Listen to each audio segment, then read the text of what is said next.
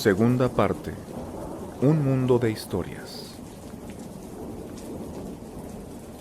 Capítulo 10. Tenía la mano acalambrada y dolorida, como mi existencia. Sujeté con fuerza el lápiz, como si fuera una especie de cuerda de salvamento que me amarraba a la cordura, o acaso a la locura. Cada vez me costaba más distinguirlas. Las palabras que había escrito en las paredes que me rodeaban temblaban, como las reverberaciones del calor sobre el asfalto de una carretera a un mediodía de verano.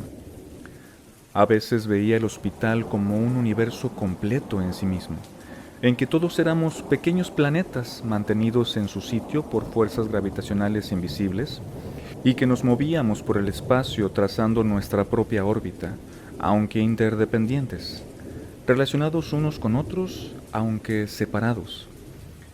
Si se reúnen personas por cualquier motivo, en una cárcel, en un cuartel, en un partido de baloncesto, en una reunión del Lions Club, en un estreno de Hollywood, en un meeting sindical o en una sesión del consejo escolar, hay un objetivo común, un vínculo compartido.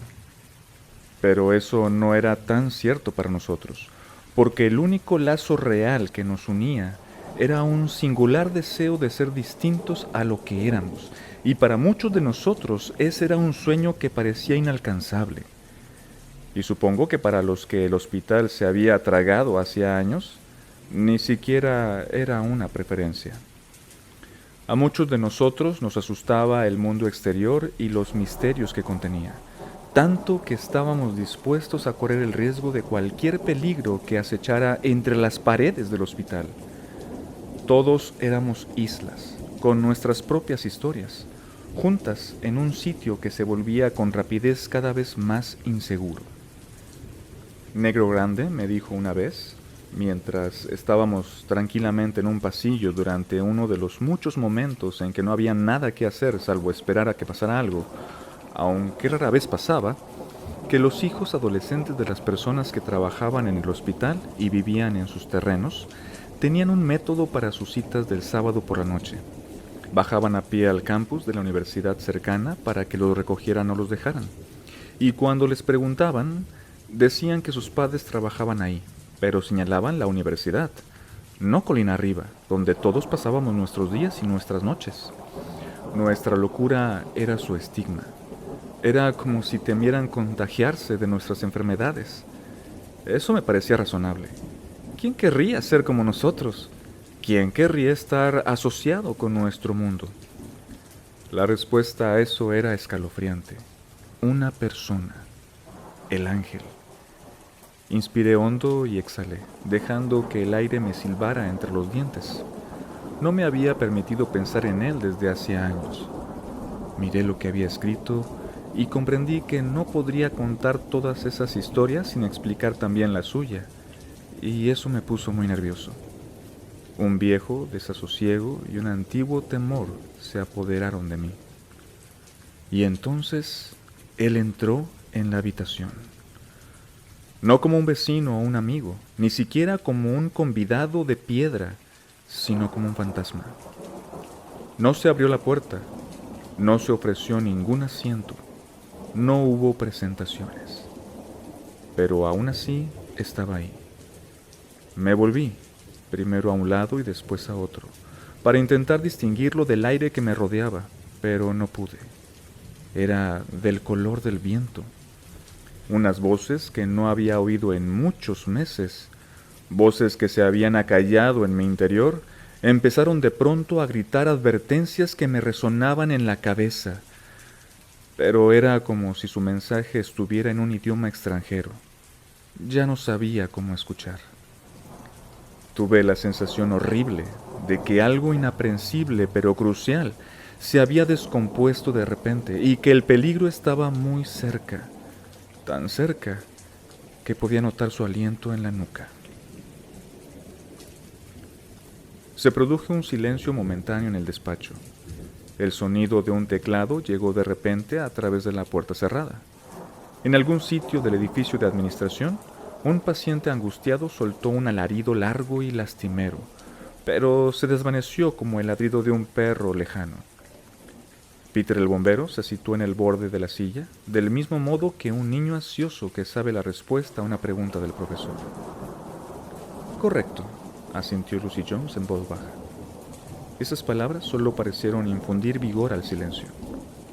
Siendo un hombre con formación psiquiátrica, Gulpilil poseía sagacidad política, quizás incluso más allá de su actividad profesional. Dedicó un momento a valorar el aspecto del extraño grupo reunido en su despacho.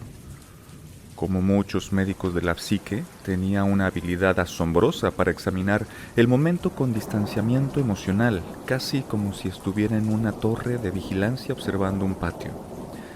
A su lado vio a una mujer joven con una sólida convicción y unas prioridades muy distintas a las suyas. Tenía unas cicatrices que parecían refulgir de acaloramiento. Frente a él vio al paciente que estaba mucho menos loco que los demás y, no obstante, más condenado, con la posible excepción del hombre que la joven buscaba con tanto ahínco, si realmente existía, cosa que el doctor Gulpilil dudaba. También observó a Francis y pensó que era probable que se viera arrastrado por la fuerza de los otros dos, lo que no le parecía necesariamente positivo. Gulpilil se aclaró la garganta y se revolvió en el asiento. Podía detectar los posibles problemas que debería afrontar. Los problemas poseían una cualidad explosiva a la que él dedicaba gran parte de su tiempo y energía a combatir.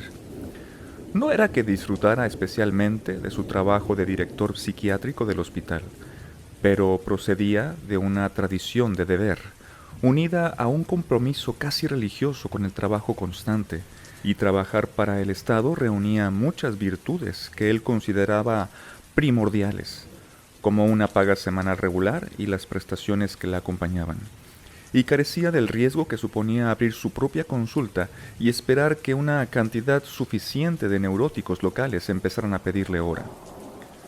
Su mirada recayó en la fotografía situada en una esquina de la mesa.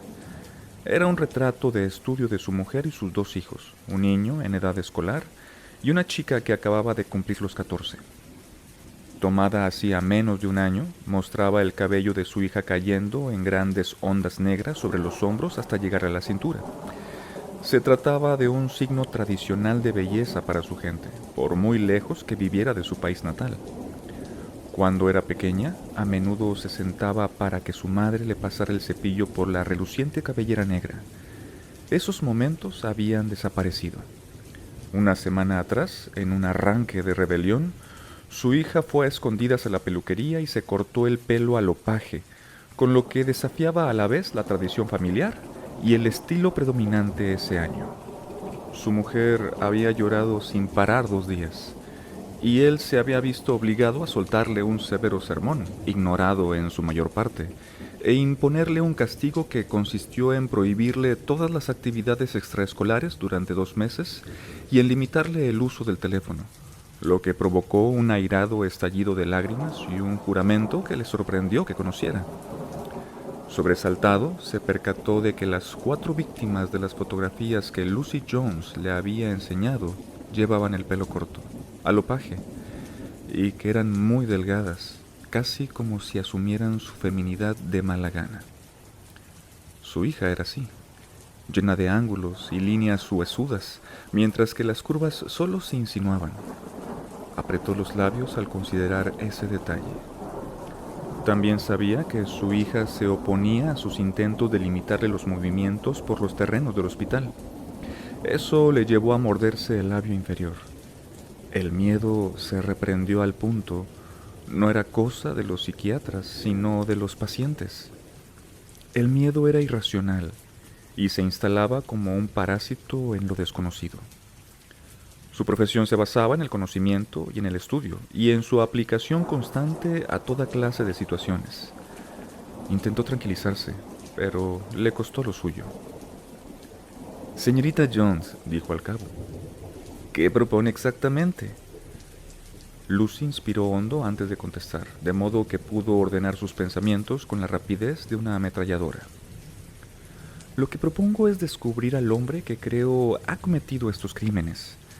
Se trata de asesinatos en 3 jurisdicciones distintas del este del estado, seguidos del que tuvo lugar aquí.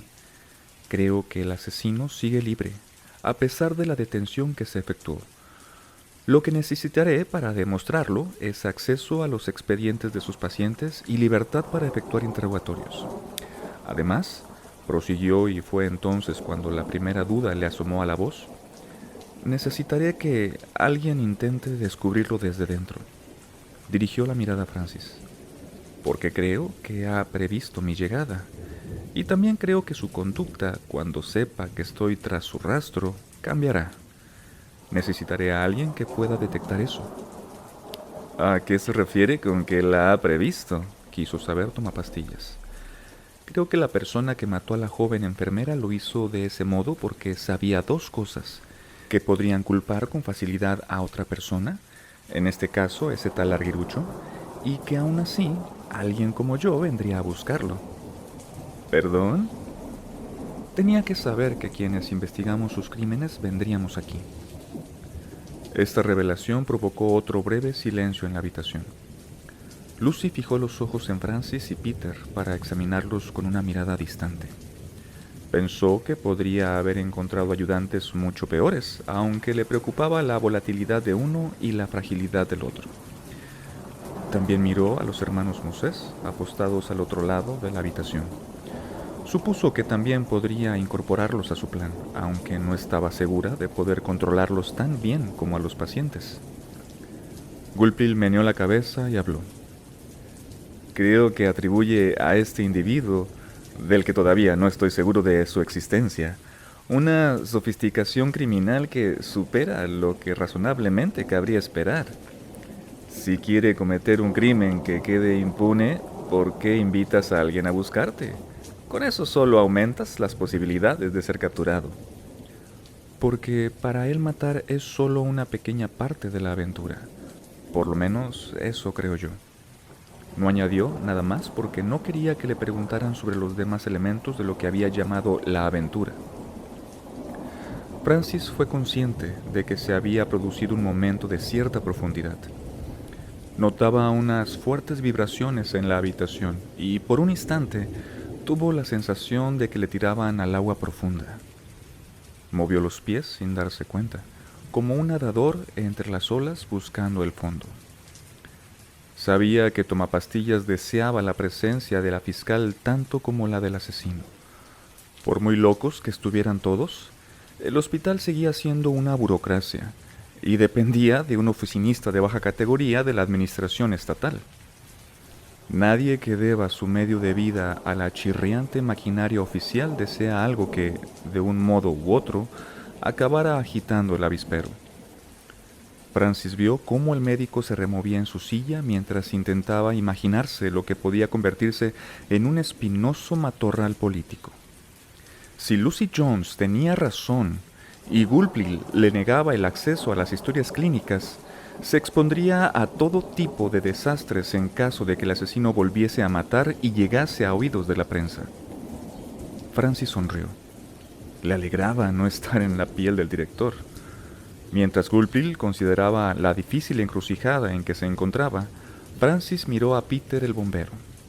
Parecía nervioso, electrizado, como si lo hubieran enchufado a algo. Habló con absoluta convicción. Doctor Gulpil, si hace lo que sugiere la señorita Jones y ella consigue atrapar al asesino, será usted quien se lleve prácticamente todo el mérito. Si ella y quienes la ayudamos fracasamos, la responsabilidad será de la fiscal. Recaerá en sus hombros y en los de los chiflados que intentaron ayudarla. Tras valorar esas palabras, el médico asintió. Puede que así sea, Peter. Tosió un par de veces mientras hablaba. Quizá no sea del todo justo, pero creo que tienes razón. Echó un vistazo a los reunidos.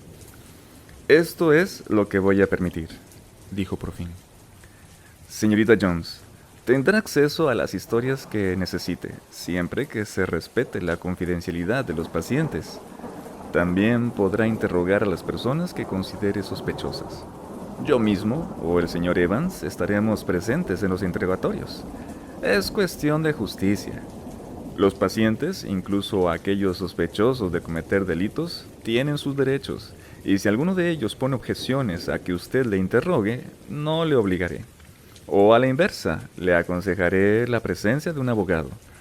Cualquier decisión médica que pueda plantearse a raíz de esas conversaciones deberá proceder del personal competente. ¿Le parece bien? Por supuesto, doctor, respondió Lucy un poco deprisa. Y le suplico que proceda con rapidez, añadió el médico. Aunque muchos pacientes, de hecho la mayoría, son crónicos, con pocas probabilidades de abandonar el hospital sin años de atención, una parte considerable de los demás llega a estabilizarse, se medica y se le autoriza a volver a su casa con su familia. No sé en cuál de estas categorías se encuentra su sospechoso, aunque tengo mis sospechas. De nuevo, Lucy asintió. Dicho de otro modo, dijo el médico, no hay forma de saber si seguirá aquí ahora que ha llegado usted. Pero no voy a impedir que se dé de alta a pacientes cualificados para ello solo porque usted esté buscando a su hombre. ¿Lo comprende? Las decisiones diarias del centro no se verán afectadas. Lucy asintió otra vez.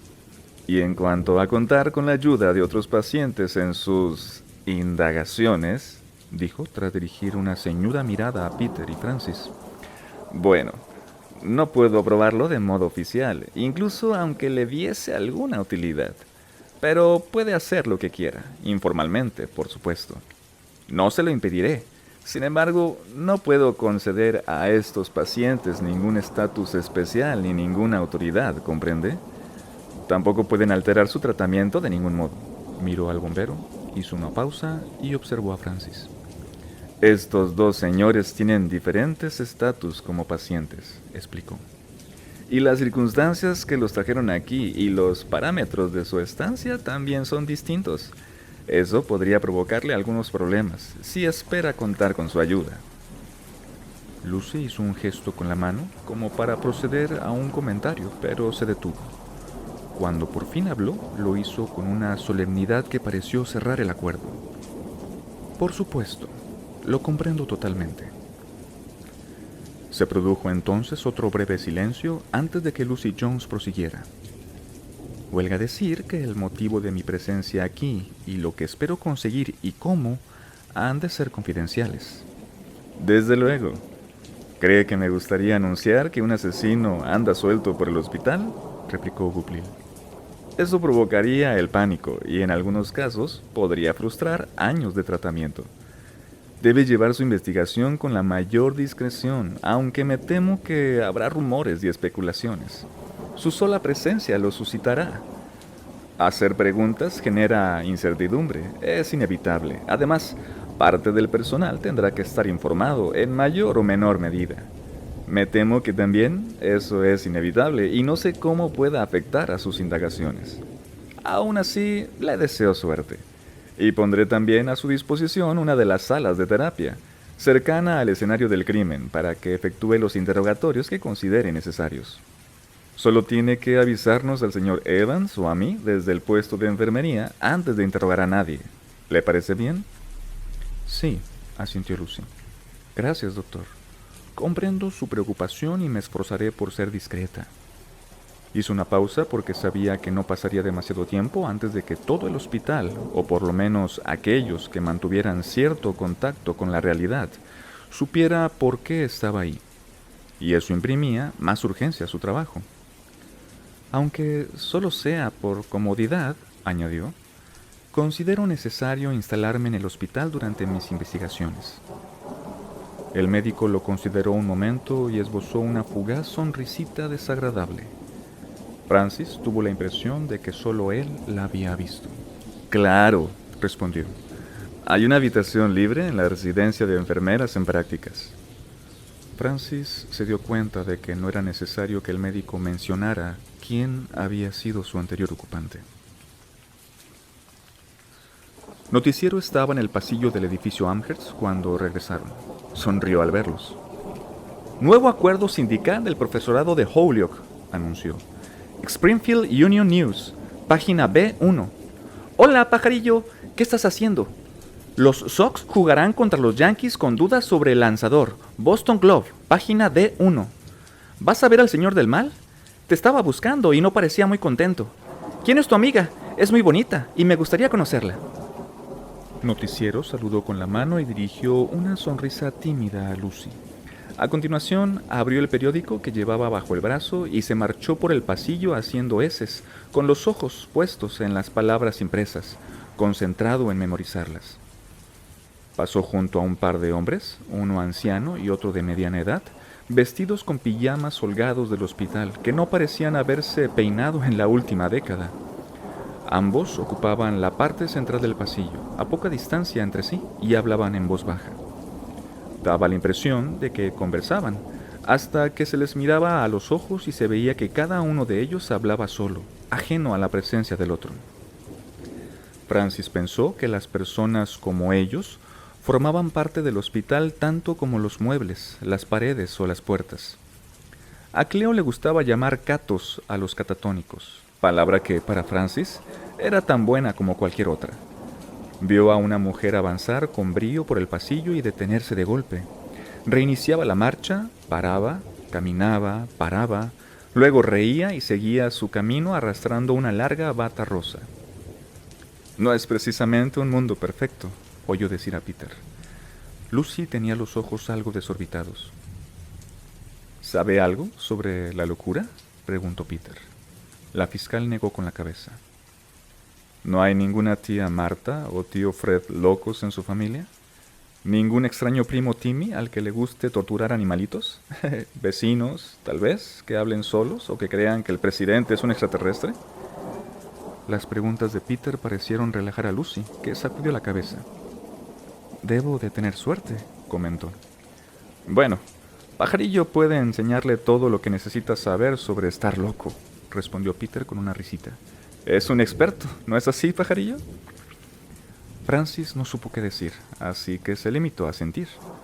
Observó cómo algunas emociones encontradas cruzaban el semblante de la fiscal, y pensó que una cosa era meterse en un sitio como el Hospital Estatal Webster con ideas, suposiciones y sospechas, y otra muy distinta obrar conforme a ellas. Tenía el aspecto de alguien que examina un objeto raro con una mezcla de duda y confianza. Bueno, prosiguió Peter, ¿por dónde empezamos, señorita Jones? Por aquí mismo, por el escenario del crimen. Necesito familiarizarme con el sitio donde se produjo el asesinato, y después necesito familiarizarme con el hospital en su conjunto. ¿Una visita guiada?, propuso Francis. 2 visitas guiadas, corrigió Peter. Una para inspeccionar todo esto, señaló el edificio, y una segunda para examinar esto, se dio unos golpecitos en la sien. Negro Chico y su hermano los habían acompañado de vuelta a Amherst desde el edificio de administración, pero los habían dejado solos para hablar en el puesto de enfermería. Negro Grande había entrado después en una de las salas de tratamiento adyacentes. Negro Chico se acercó sonriendo. Esta situación es de lo más inusual, comentó afablemente. Lucy no contestó y Francis procuró descifrar en la expresión del auxiliar qué pensaba realmente sobre lo que estaba pasando. Mi hermano ha ido a prepararle su nuevo despacho, señorita Jones, y yo he informado debidamente a las enfermeras de guardia de que va a estar aquí un par de días como mínimo. Una de ellas le enseñará dónde está su habitación, y supongo que en este momento el señor Evans debe de estar manteniendo una larga, aunque desagradable, conversación con el director médico, y que muy pronto también querrá hablar con usted. ¿El señor Evans es el psicólogo encargado? ¿De esta unidad? Sí, señorita. ¿Y cree que no le gustará mi presencia aquí? Lo dijo con una sonrisita irónica. No exactamente, señorita. Tiene que entender algo sobre cómo funcionan aquí las cosas. ¿Qué? Bueno, Peter y Pajarillo pueden ponerla al corriente tan bien como yo, pero en resumen, el objetivo del hospital es hacer que las cosas vayan como una seda. Las cosas que son diferentes, que se salen de lo corriente, bueno, alteran a la gente. ¿A los pacientes? Claro, y si los pacientes se alteran, el personal se altera. Y si el personal se altera, los administradores se alteran, ¿comprende? A la gente le gusta que las cosas vayan como una seda. A todo el mundo. a los locos, a los ancianos, a los jóvenes, a los cuerdos. Y no creo que usted vaya a propiciar que las cosas vayan como una seda, señorita Jones. Supongo que usted va a provocar justo lo contrario. Negro Chico había hablado esbozando una ancha sonrisa, como si todo eso le resultara divertido. Lucy lo observó, se encogió de hombros y le preguntó: ¿Y usted y su corpulento hermano? ¿Qué opinan? Que él sea corpulento y yo menudo no significa que no tengamos las mismas grandes ideas, dijo y soltó una carcajada. No, señorita, lo que piensas no tiene nada que ver con tu aspecto, señaló los grupos de pacientes que recorrían el pasillo, como buscando corroborar sus palabras. A continuación, inspiró hondo y observó a la fiscal. Luego, bajando la voz, añadió: puede que ambos creamos que aquí pasó algo malo y que eso no nos guste, porque, de ser así, en cierto sentido, nosotros tenemos la culpa. Y eso no nos gusta nada, en absoluto, señorita Jones. Así que, si se hiere alguna susceptibilidad, no nos parece que sea algo tan grave. Gracias, dijo Lucy. No me dé las gracias todavía, replicó Negro Chico. Recuerde que cuando todo acabe, mi hermano, las enfermeras, los médicos, la mayoría de los pacientes, aunque no todos, y yo mismo, seguiremos aquí, mientras que usted no. De modo que no dé todavía las gracias a nadie, y todo depende de quién sea la susceptibilidad que se hiera. Ya me entiende. Le he entendido, asintió Lucy, alzó la mirada y añadió: y supongo que ese es el señor Evans. Francis se volvió y vio al señor del mal avanzando con rapidez en su dirección. Su lenguaje corporal expresaba una actitud de bienvenida y exhibía una ancha sonrisa. Francis no se fió ni un instante. Señorita Jones, dijo Evans con rapidez, permítame que me presente. Le dio un mecánico apretón de manos. ¿Le ha informado el doctor Gulpil del motivo de mi presencia?, quiso saber Lucy. Me dijo que usted sospecha que tal vez se detuvo a la persona equivocada en el caso de la joven enfermera. Sospecha a la que no le veo demasiado fundamento, pero el hecho es que está aquí. Según me dijo el director, se trata de una investigación ya en curso. Lucy observó al psicólogo, consciente de que su respuesta no contenía toda la verdad, pero que, a grandes rasgos, era exacta. ¿Puedo contar con su ayuda, pues?, preguntó. Por supuesto. Gracias, dijo Lucy. De hecho, quizás le gustaría empezar con una valoración de las historias clínicas de los pacientes del edificio Amherst. Podríamos empezar ahora mismo. Disponemos de tiempo antes de la cena y las actividades nocturnas. Primero me gustaría una visita guiada, repuso la fiscal. Pues adelante, vamos allá. Esperaba que estos pacientes me acompañaran. No creo que sea una buena idea. El señor del mal sacudió la cabeza. Lucy no dijo nada. Bueno, prosiguió el psicólogo. Por desgracia, Peter y Francis están actualmente limitados a esta planta, y el acceso al exterior de todos los pacientes, con independencia de su estatus, está restringido hasta que la ansiedad que ha provocado el crimen y la posterior detención del aguilucho se haya disipado. Y su presencia en la unidad, bueno, detesto decirlo, pero prolonga la minicrisis que estamos viviendo. De modo que en el futuro inmediato adoptaremos las medidas de máxima seguridad. Un poco como pasaría en una cárcel, señorita Jones, pero en versión hospitalaria. Se ha restringido el movimiento alrededor del hospital hasta que tengamos de nuevo a los pacientes estabilizados por completo. Lucy se pensó su réplica. Bueno, dijo por fin, sin duda pueden enseñarme el escenario del crimen y esta planta, e informarme de lo que vieron e hicieron, como a la policía. Eso no iría contra las normas, ¿verdad? Y luego tal vez usted o uno de los hermanos Moses pueda acompañarme por el resto del edificio y las demás unidades. Muy bien, respondió el señor del mal. Una visita guiada, corta, seguida de otra más larga. Lo dispondré todo. Repasemos otra vez lo que pasó esa noche, dijo Lucy a Peter y Francis. Pajarillo, dijo Peter plantándose delante del señor del mal. Adelante. El escenario del crimen había sido limpiado a conciencia y cuando Lucy abrió la puerta, se apreció el olor a desinfectante recién aplicado. A Francis ya no le pareció que contuviera nada de la maldad que recordaba. Era como si un sitio infernal hubiera vuelto a la normalidad, de repente totalmente benigno. Los líquidos limpiadores, Las fregonas, los cubos, las bombillas de recambio, las escobas, las sábanas dobladas y la manguera enrollada estaban muy bien ordenados en los estantes. La lámpara del techo hacía brillar el suelo, que no contenía la menor señal de la sangre de Rubita. A Francis lo desconcertó un poco el aspecto limpio y rutinario que ofrecía todo, y pensó que devolver el trastero a su condición de trastero era casi tan espantoso como el acto que había ocurrido en él. Echó un vistazo alrededor y comprobó que era imposible saber que algo terrible había ocurrido hacía poco en ese reducido espacio. Lucy se agachó y recorrió con el dedo el sitio donde había yacido el cadáver, como si el tacto del frío linóleo pudiera conectar de algún modo con la vida que se había perdido allí. Así que murió aquí, comentó mirando a Peter. Este se agachó a su lado y respondió con voz baja y confidencial. Sí, pero creo que ya estaba inconsciente. ¿Por qué? Porque todo lo que rodeaba el cadáver no parecía indicar que aquí hubiera tenido lugar una pelea. Creo que desparramaron los líquidos limpiadores para contaminar el escenario del crimen, para que la gente creyera que había pasado algo distinto. ¿Por qué iba a empaparla de líquido limpiador? Para contaminar las pruebas que pudiera haber dejado. Tiene sentido, asintió Lucy. Peter se frotó el mentón con la mano, se levantó y sacudió la cabeza. En los demás casos que investiga, dijo. ¿Cómo era el escenario del crimen? Buena pregunta, comentó Lucy con una sonrisa forzada. Lluvia torrencial, explicó. Aparato eléctrico. Cada asesinato se produjo a cielo descubierto durante una tormenta. Los crímenes se cometieron en un sitio y después el cadáver fue trasladado a un lugar oculto, pero a la intemperie. Muy difícil para la policía científica. El mal tiempo contaminó casi todas las pruebas físicas, o eso me han dicho.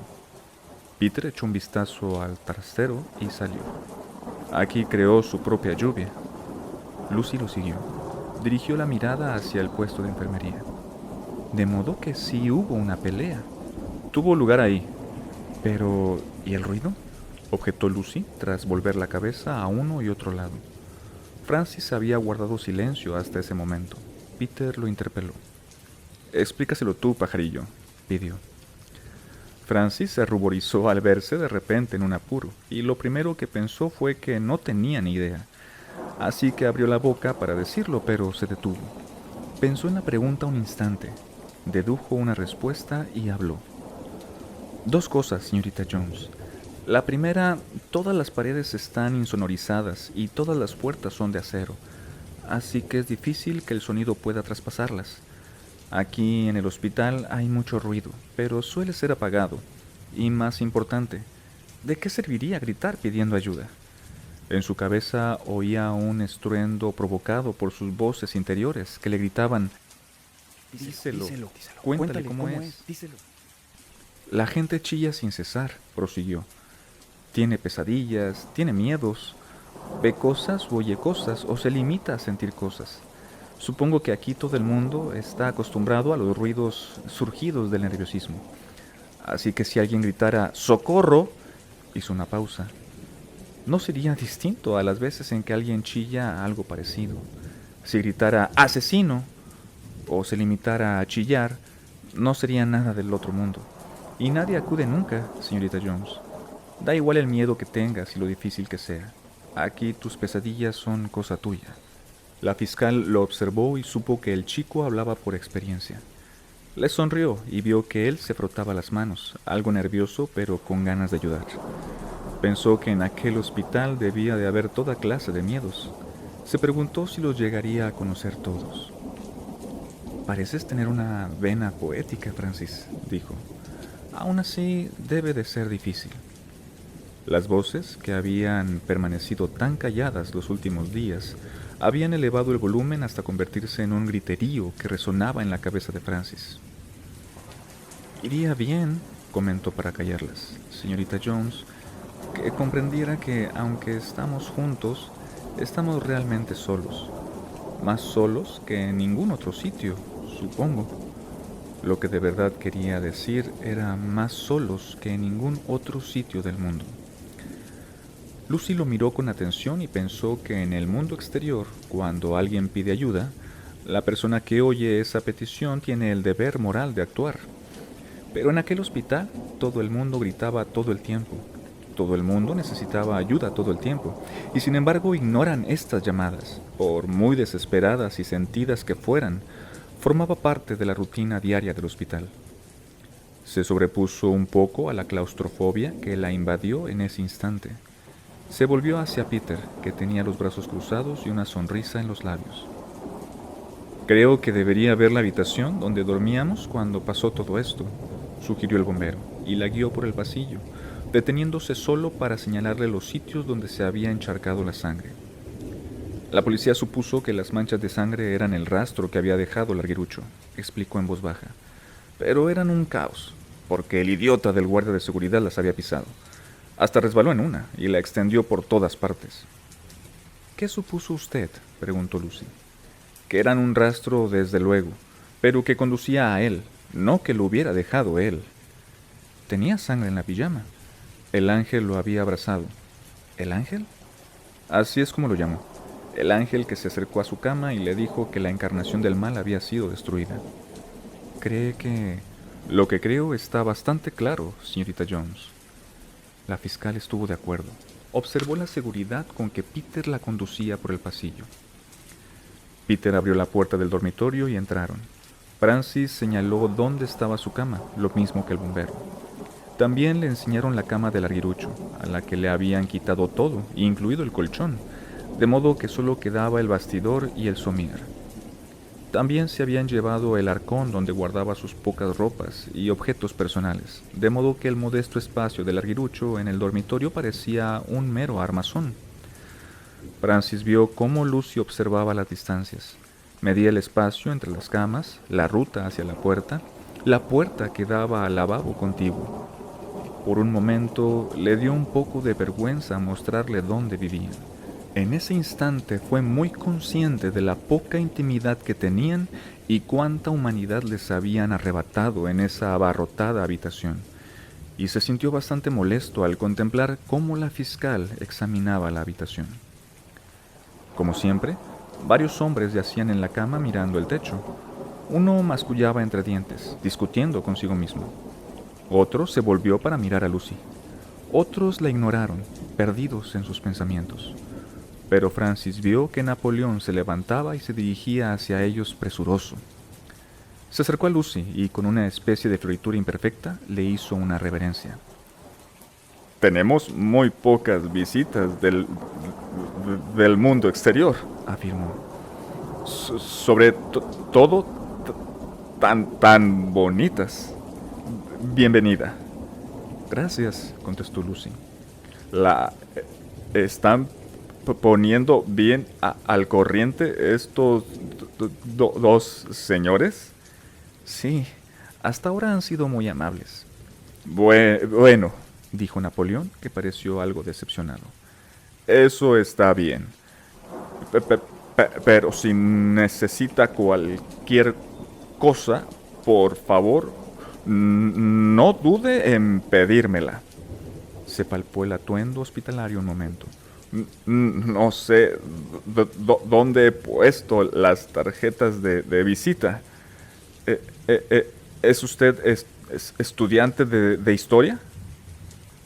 No exactamente, respondió Lucy encogiéndose de hombros, aunque seguía algunos cursos de historia europea en la universidad. ¿Y dónde fue eso? Napoleón arqueó las cejas. En Stanford. Entonces debería comprenderlo, repuso Napoleón y agitó un brazo con el otro pegado a un costado. Hay grandes fuerzas en juego. El mundo está en equilibrio. Los momentos se paralizan en el tiempo ante las inmensas convulsiones sísmicas que sacuden la humanidad. La historia contiene el aliento. Los dioses se enfrentan en el campo. Vivimos una época de cambios. Me estremezco al pensar en su importancia. Cada uno de nosotros hace lo que puede, dijo Lucy. Por supuesto, corroboró Napoleón. Hacemos lo que se nos pide. Todos intervenimos en el gran escenario de la historia. Un hombrecillo puede convertirse en un gran hombre. El momento secundario se vislumbra importante. La pequeña decisión puede afectar a las grandes corrientes de la época. ¿Caerá la noche?, susurró inclinándose hacia ella. ¿O llegarán a tiempo los prusianos para rescatar al duque de Hierro? Creo que Blücher llega a tiempo, respondió Lucy. Sí, dijo Napoleón y casi guiñó un ojo. En Waterloo fue así. Pero... ¿y hoy? Sonrió de modo enigmático. Saludó con la mano a Peter y Francis y se alejó. Peter enderezó los hombros, a modo de alivio, con su habitual sonrisa irónica en los labios. Seguro que el señor del mal lo ha oído todo y que esta noche Nappy recibirá más medicación de lo normal, susurró a Francis, aunque lo bastante alto para que Lucy lo oyera, y el joven reparó en que Evans lo había seguido hasta el dormitorio. Parece bastante simpático, comentó Lucy, así como inofensivo. Su valoración es correcta, señorita Jones, intervino el señor del mal dando un paso adelante. Así es la mayoría de los pacientes del hospital. Solo se lastiman a sí mismos. El problema para el personal es saber cuál puede ser violento, cuál tiene esa capacidad latente en su interior. A veces es lo que buscamos. También es el motivo por el cual yo me encuentro aquí, contestó Lucy. Por supuesto, dijo Evans y miró a Peter y Francis. En algunos casos ya tenemos la respuesta. Los dos pacientes se miraron entre sí, como hacían siempre. El señor del mal alargó la mano y tomó con suavidad el brazo de Lucy Jones, un gesto de galantería que, dadas las circunstancias, parecía significar algo muy distinto. Por favor, señorita Jones, pidió. Permítame que la acompañe por el resto del hospital, aunque es muy parecido a lo que ve aquí. Por la tarde hay programadas sesiones en grupo y actividades, además de la cena, y mucho que hacer.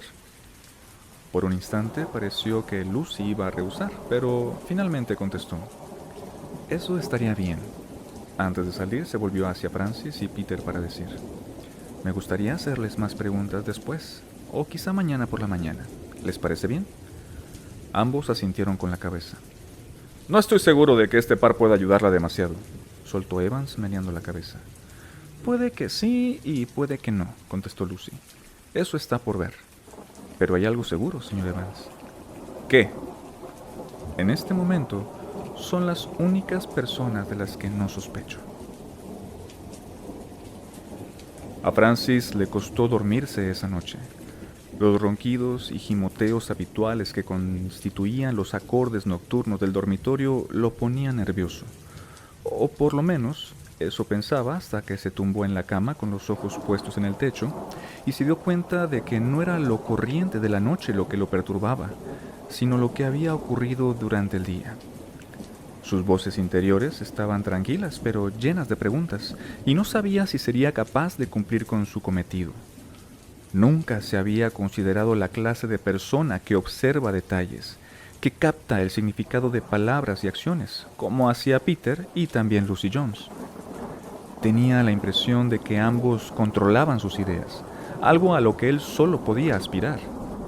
Sus pensamientos eran incoherentes y, como una ardilla, cambiaban sin cesar de dirección. Salían disparados en un sentido o en otro, iban primero hacia un lado y después hacia otro, impulsados por fuerzas interiores que no acababa de comprender. Suspiró y se volvió. Entonces vio que no era el único que estaba despierto.